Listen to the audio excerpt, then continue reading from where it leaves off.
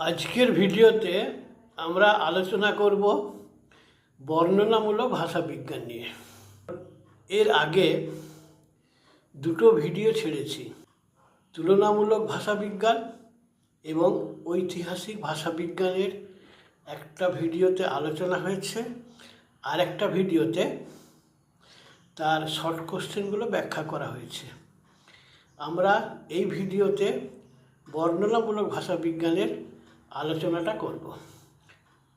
বর্ণনামূলক ভাষাবিজ্ঞান কাকে বলে? বর্ণনামূলক ভাষাবিজ্ঞান প্রথমেই আমাদের জেনে রাখা ভালো যে বর্ণনামূলক ভাষাবিজ্ঞান কিন্তু কখনোই ভাষার ইতিহাস নিয়ে আলোচনা করে না, অথবা ভাষা কিভাবে যুগ যুগ অতিক্রম করে আজকের ভাষায় রূপান্তরিত হলো সেটা নিয়েও আলোচনা করে না।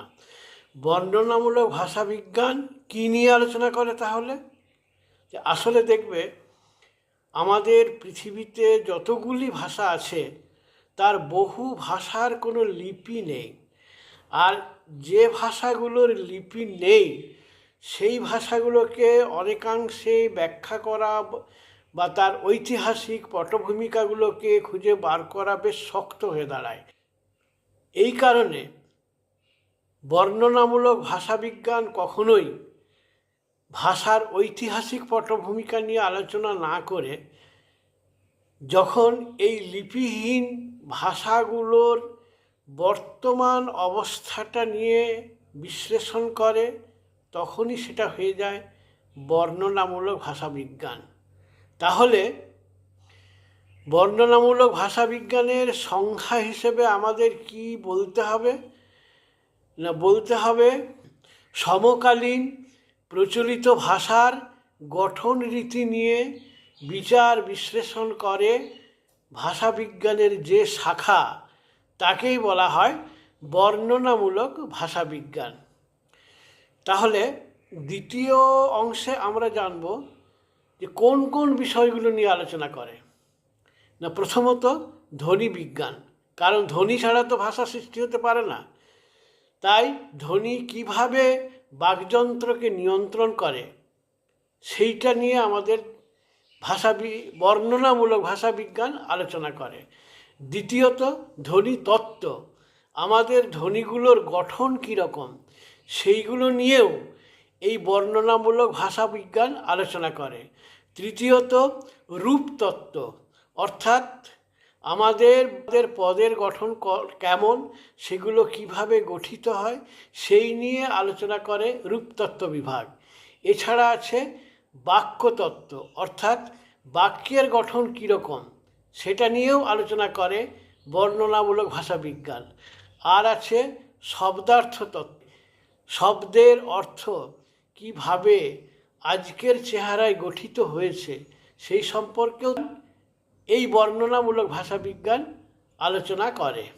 এখন ভাষার মধ্যে ঢুকতে গিয়ে ভাষাবিজ্ঞানীরা যে জটিলতার সামনে পড়েছিলেন সেই জটিলতা থেকে ভাষাকে বের করে আনতে এই বর্ণনামূলক ভাষাবিজ্ঞানকে দুটো অংশে ভাগ করেছেন।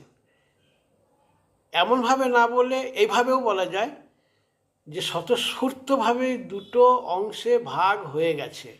প্রথম অংশটা হচ্ছে প্রধান ভাষাবিজ্ঞান এবং দ্বিতীয় অংশটা হচ্ছে ফলিত ভাষাবিজ্ঞান। তো প্রধান ভাষাবিজ্ঞানের মধ্যে রয়েছে ধ্বনিবিজ্ঞান, ধ্বনিতত্ত্ব, রূপতত্ত্ব, বাক্যতত্ত্ব, শব্দার্থ তত্ত্ব। এগুলো আমরা আলাদা আলাদা ভিডিও করে আলোচনা করব যেন তোমাদের বুঝতে সহজ হয় এবং পরীক্ষার খাতায় লিখতে পারো। দ্বিতীয় অংশ হচ্ছে ফলিত ভাষাবিজ্ঞান, এইটা নিয়েই আজকের ভিডিওতে আমরা আলোচনা করব। ফলিত ভাষাবিজ্ঞান কাকে বলে এটা জানতে হলে আমাদের ফলিত শব্দটার অর্থ কী সেটা বুঝতে হবে, কারণ এই ফলিত শব্দটা খুব একটা তোমরা শোনোনি। ফলিত এর ইংরাজি শব্দটা বললে কিন্তু সহজেই বুঝে যাবে। ইংরাজি শব্দটা হলো অ্যাপ্লায়েড, যেমন অ্যাপ্লায়েড ফিজিক্স বা অ্যাপ্লায়েড কেমিস্ট্রি, এইরকম। সেখানে কি হয়, ধরো একটা আর্মেচারকে একটা তামার কুণ্ডলীর ভিতর ঢুকিয়ে কারেন্ট পাস করলে সেই আর্মেচারটা ঘুরতে শুরু করে। এটা হচ্ছে তত্ত্ব। সেই তত্ত্বকে কাজে লাগিয়েই আমাদের মোটর তৈরি হয়েছে, যে মোটর ফ্যান বলো বা রেলগাড়ি বলো, যেখানেই বলো কাজে লাগছে। সেই রকম সমাজে ভাষাকে কিভাবে ব্যবহার করা হচ্ছে সেই সম্পর্কে একটা আলোচনা। তার প্রথমটা হলো সমাজ ভাষা বিজ্ঞান। এসো আমরা সমাজ ভাষা বিজ্ঞান নিয়ে দেখি। সমাজ ভাষা বিজ্ঞান কাকে বলে? সমাজ ভাষা বিজ্ঞান, আমরা তো একটা সমাজে বাস করি এবং সমাজে বাস করতে গেলে ভাষার একটা ভূমিকা থাকে। ভাষা ছাড়া সমাজে বাস করা অসম্ভব ব্যাপার। আর ভাষাতত্ত্ব এই ভাষা সমাজের ওপর কীভাবে কাজ করে সেটা নিয়েই আলোচনা করে, সেটা নিয়েই গবেষণা করে, আলোচনা করে। আর তাই সমাজ ভাষা বিজ্ঞান বলতে বোঝায় যে কোনো ভাষার কিভাবে সমাজের উপরে প্রভাব বিস্তার করে এবং কোনো ভাষা কিভাবে সমাজের উপরে কাজ করে, এই নিয়ে ভাষাবিজ্ঞানের যে শাখা আলোচনা করে তাকে বলে সমাজ ভাষা বিজ্ঞান। সাধারণভাবে সমাজ ভাষা বিজ্ঞানের তিনটে প্রকৃতি। এই তিনটে প্রকৃতি হলো বর্ণনাত্মক ভাষাবিজ্ঞান, পরিবর্তমান ভাষাবিজ্ঞান এবং প্রয়োগমূলক ভাষাবিজ্ঞান। আমরা এগুলো একটু আলোচনা করি। ধরো আমরা যে সমাজে বাস করি, ভাষাকে আমরা সমাজের সর্বত্র সমানভাবে ব্যবহার করি না। যেমন ধরো আমি যখন বাবার সঙ্গে কথা বলি তখন যে সুর বা যে টোনে কথা বলি, আমি আমার বন্ধুর সঙ্গে যখন কথা বলি সেই সুর বা সেই টোনে বলি না। আবার বান্ধবীর সঙ্গে যখন কথা বলি সেখানেও কিন্তু ভাষার প্রয়োগটা অন্যরকম হয়। মাস্টারমশাইয়ের সঙ্গে যখন কথা বলি তখনও অন্যরকম হয়, কোনো দোকানদারের সঙ্গে কথা বললে তখনও অন্যরকম হয়।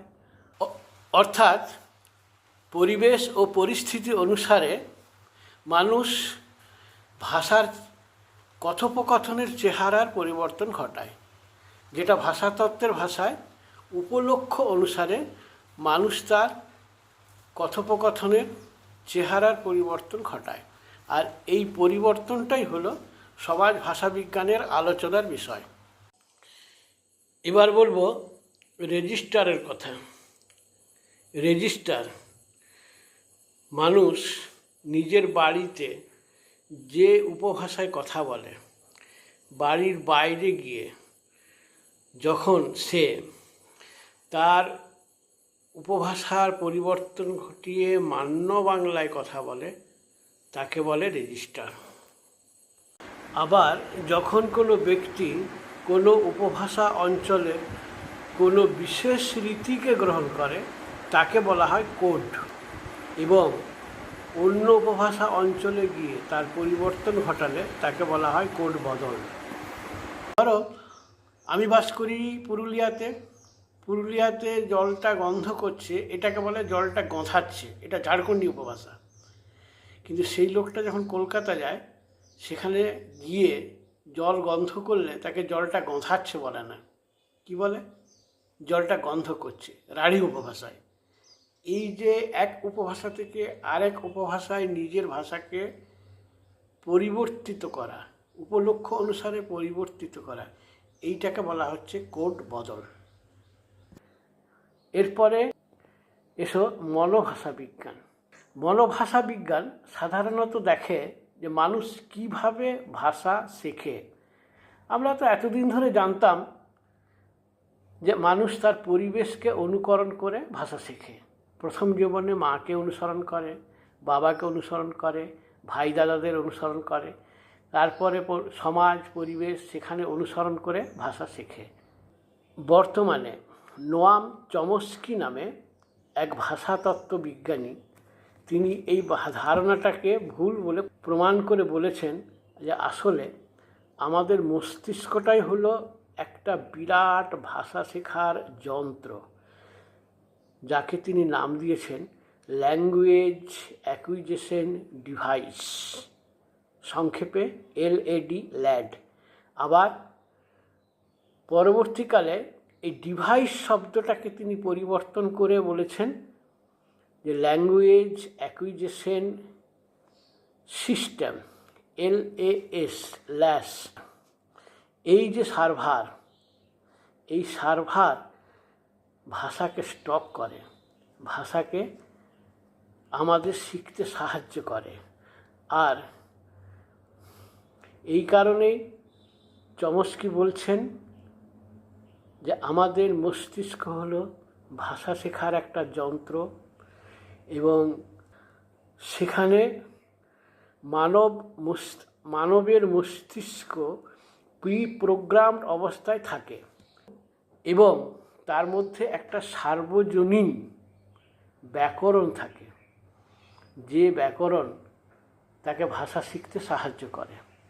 ধরো কোনো বাংলাদেশের একটা ছেলে, সে বাংলাদেশে মানুষ হয়েছে, বাংলা ভাষাই তো শিখবে, কিন্তু জন্মের পর তাকে যদি আফ্রিকান কোনো উপজাতিদের কাছে রেখে দিয়ে আসা হয়, দেখা যাবে সে কিন্তু আফ্রিকান উপভাষাটাই শিখবে, কেউ তাকে শিখিয়ে দেবে না। কিন্তু তার মস্তিষ্কের ওই যে ইউনিভার্সাল গ্রামার, ওই যে সর্বজনীন ব্যাকরণ, LAS, এদের মাধ্যমেই সে ভাষাটা শিখবে। এরপরে এসব স্নায়ু ভাষা বিজ্ঞান। স্নায়ু সমস্যা হলো যে আমাদের মানব মস্তিষ্ক সবসময় স্নায়ু দ্বারা পরিচালিত, এবং ভাষা ব্যবহার সম্পর্কে এটা একটা সমস্যা। যদি কেউ অসুস্থ হয়, যদি কারো মস্তিষ্কে স্নায়ু কাজ না করে, তাহলে কি সে ভাষা শিখতে পারবে? 1861 সালে পল রোকা অ্যানথ্রোপোলজিক্যাল সোসাইটি অফ প্যারিতে একজন রোগী পাওয়া গিয়েছিল। সে 21 বছর বয়স পর্যন্ত শুধু তাল এই ধ্বনিটুকু ছাড়া আর কোনো কিছুই উচ্চারণ করতে পারত না। তার এই রোগ সম্পর্কে গবেষণা করতে গিয়েই জানা গেল যে ভাষাসঙ্গত যুক্তি, পরিকল্পনা, আত্মপ্রকাশ, তার ভাষাকে সৃষ্টি করার ক্ষমতা, বলা, পড়া, লেখা, সমস্ত কিছুই মস্তিষ্কের সঙ্গে অঙ্গাঅঙ্গিভাবে জড়িত। মস্তিষ্কের বাম দিক যেমন বলা, লেখা, ভাষা, পড়া, গণনা, বিশ্লেষণ, চিন্তা এগুলো করে, তার ডান দিক তার সামগ্রিক বিকাশ, অভাষা প্রস্তুতি, রোমন্থন ইত্যাদি এইসব কাজগুলো করে। তাই ভাষা শেখার ক্ষেত্রে মস্তিষ্কের সঙ্গে যে সম্পর্ক, সেটাকেই বলা হচ্ছে স্নায়ু ভাষা বিজ্ঞান। এরপরে এসো নৃভাষা বিজ্ঞান। নৃভাষা বিজ্ঞান, ভাষাটা কিভাবে সৃষ্টি হলো এটা কিন্তু ভাষাবিজ্ঞানীদের কাছে আজও রহস্য। কিন্তু দেখা গেছে যে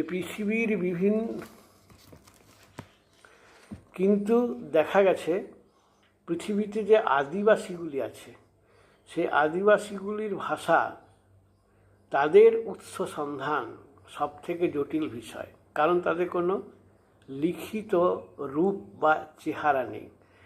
আর এই ভাষাগুলোও কিন্তু তাদের গঠন, তাদের শব্দ, তাদের ধ্বনি, তাদের বাক্য, তাদের অর্থ সমস্ত কিছু নিয়ে গবেষণার দাবি রাখে। আর নৃভাষা বিজ্ঞান এইগুলো নিয়েই গবেষণা করে। এবার আমরা আলোচনা করব শৈলী বিজ্ঞান নিয়ে। কাকে বলে শৈলী বিজ্ঞান?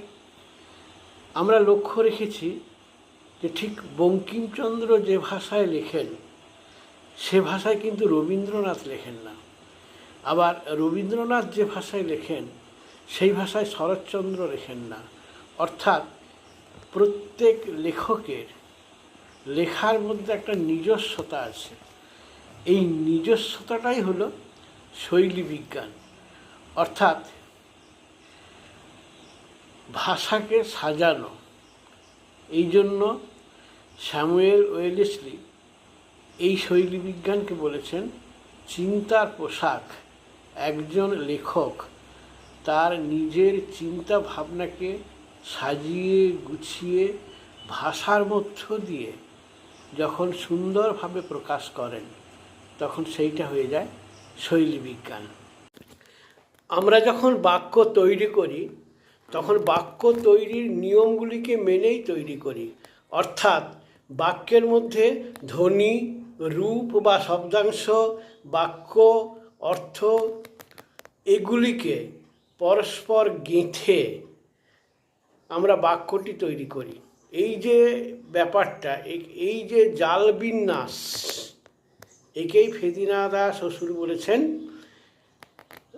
লাং। আবার এই যে বাক্য তৈরির সমস্ত নিয়মকানুনগুলো, এই নিয়মকানুনগুলোকে মেনেও যদি বাক্যের মধ্যে নিজস্বতা প্রয়োগ করে বাক্য সৌন্দর্য তৈরি করা যায়, সেইটাকে বলা হচ্ছে প্যারোল। এরপর আমরা আলোচনা করব অভিধান বিজ্ঞান নিয়ে। অভিধান এর ইংরাজি প্রতিশব্দ হলো ডিকশনারি। বোধহয় খুব কম ছাত্রছাত্রী আছে যে ডিকশনারি ব্যবহার করেননি। এখন কোন জিনিসটা হলো ডিকশনারি? না, শব্দের অর্থ এবং অন্যান্য বিশ্লেষণ করে যে গ্রন্থ রচিত হয় সেটাই হলো ডিকশনারি। এই ডিকশনারি শব্দটা প্রথম গারল্যান্ড ডিকশনেরিয়াস নামে বলেছিলেন।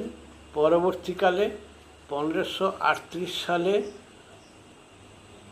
ল্যাটিন থেকে ইংরাজি এবং ইংরাজি থেকে ল্যাটিন ভাষায় রচিত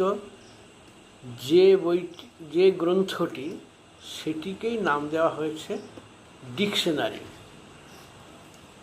ডিকশনারি নানা প্রকার হয়। রচিত যে গ্রন্থটি, সেটিকেই নাম দেওয়া হয়েছে ডিকশনারি।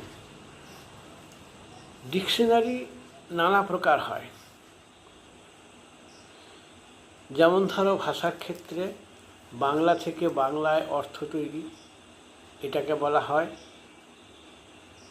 যেমন ভাষার ক্ষেত্রে বাংলা থেকে বাংলা, বাংলা থেকে ইংরাজি, ইংরাজি থেকে বাংলা ইত্যাদি। আবার ধরো অর্থনৈতিক শব্দগুলির ব্যাখ্যা করা হয়, অর্থনৈতিক অভিধান। আবার ধরো ওই ইতিহাস, জীবনবিজ্ঞান, পদার্থবিজ্ঞান, নানা রকম শাস্ত্রগুলিতে ব্যবহার করা শব্দগুলির অর্থ নিয়ে তৈরি হয় তাদের নামে নামে অর্থনৈতিক অভিধান, জীববিদ্যাগত অভিধান, ইতিহাসগত অভিধান ইত্যাদি। এটাই হলো ভাষাবিজ্ঞানের শেষ পর্যায়। আমরা ভিডিওটা শেষ করার আগে খুব সবিনয়ে বলি যে আমার কোনো ভালো ভিডিও বানানোর উপকরণ নেই। একটা পাতি মোবাইলে এই ভিডিওগুলো তৈরি করছি বহু কষ্টে। তাই এর মধ্যে যে ভুল ত্রুটিগুলো থেকে যাচ্ছে সেগুলোর জন্য আমি সবার কাছে ক্ষমা প্রার্থী। আমরা এর পরের ভিডিও দেব ধ্বনিতত্ত্বের উপর। যদি ভালো লাগে আমি খুব খুশি হব, এবং ভালো লাগলে সাবস্ক্রাইব আর ফলো অথবা লাইক অবশ্যই করবে।